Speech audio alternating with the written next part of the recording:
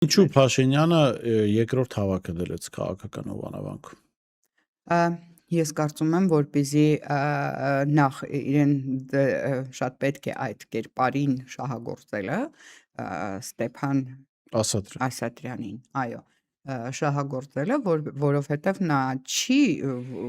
չի լաժարվելու եկեղեցու դեմ պայքարից եւ բնականաբար այդ ռասկոլնիկ կերպարը նրան պետք է, որպեսզի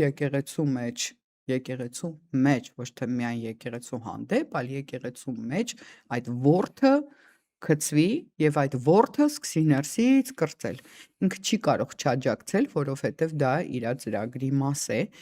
Ես չգիտեմ Ստեփան Ասատրյան մտածված, կանխամտածված է այդ ամեն ինչին մասնակցում թե ոչ, բայց որ մասնակցում է, դա փաստ է։ Մենք շատ գիտենք կարգալույծ արված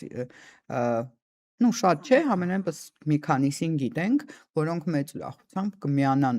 եւ միանում են այդ պայքարին եկեղեցու դեմ, այն շղարշի տակ, որ դա եկեղեցու դեմ չի, այլ ինչ որ հոգեվորականների